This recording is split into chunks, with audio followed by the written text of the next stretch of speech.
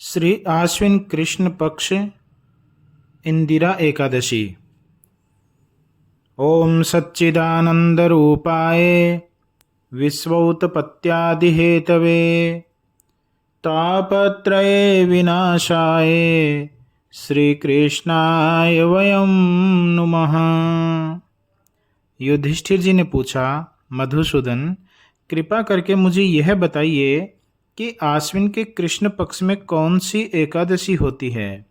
भगवान श्री कृष्ण बोले, हे राजन, आश्विन कृष्ण पक्ष में इंदिरा नाम की एकादशी होती है।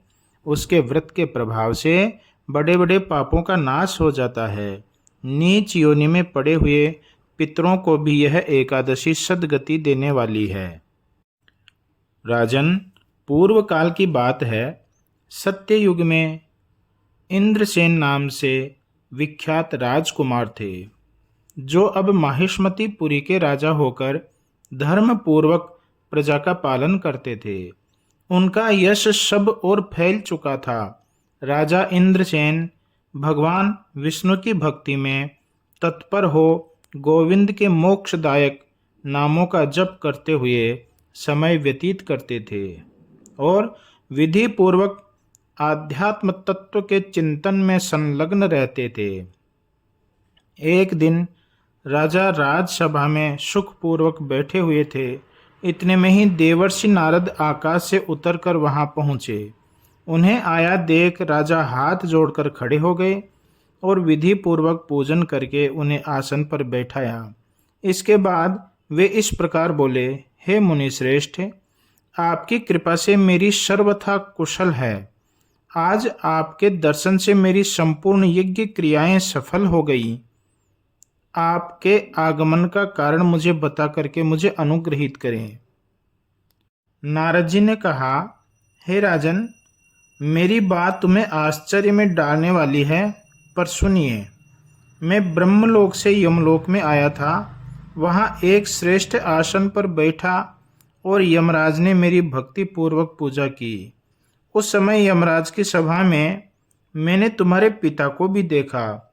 वे व्रत भंग के दोष से वहां आए थे। हे राजन, उन्होंने तुमसे कहने के लिए एक संदेश दिया है, उसे सुनो। उन्होंने कहा है, बेटा, मुझे इंदिरा के व्रत का पुण्य देकर स्वर्ग में भेजो। उनका यह संदेश लेकर मैं तुम्हारे पास आया हूं। अपने पिता को स्वर्ग लोक की प्राप्ति कराने के लिए इंदिरा का व्रत करो। राजा ने पूछा, भगवान, कृपा करके इंदिरा का व्रत बताइए। किस पक्ष में किस तिथि को और किस विधि से करना चाहिए। नारद जी ने कहा कि हे राजन, मैं तुम्हें इस व्रत की शुभ कारक विधि बतलाता हूँ। आश्विन मास के कृष्ण पक्ष में दशमी के उत्तम दिन को श्रद्धा युक्त चित्त से प्रातः काल स्नान करे। फिर मध्याह्न काल में स्नान करके एकाग्र चित्त हो एक समय भोजन करे तथा रात्रि में भूमि पर सोए। रात्रि के अंत में निर्मल प्रभात होने पर एकादशी के दिन दातुन करके मुंह धोए। इसके बाद भक्ति भाव से मंत्र पढ़ते हुए उपवास का नियम ग्रहण करे। अद्य स्थित्वा निराहारः सर्वभोग विवर्जितः स्वभोक्ष्ये पुंडरीकाक्ष शरणम में भवाच्युत।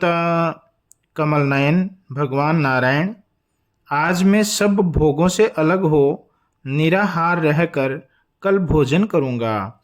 हे अच्युत, आप मुझे अपनी शरण दीजिए। इस प्रकार नियम करके मध्याह्न काल में पितरों की प्रसन्नता के लिए शालग्राम शिला के सम्मुख विधि पूर्वक श्राद्ध करे तथा दक्षिणा से ब्राह्मणों का सत्कार करके उन्हें भोजन करावे। पितरों को दिए हुए अन्नमय पिंड को सूंघ कर विद्वान पुरुष गाय को खिला दे। फिर धूप और गंध आदि से भगवान ऋषिकेश का पूजन करके रात्रि में उनके समीप जागरण करे।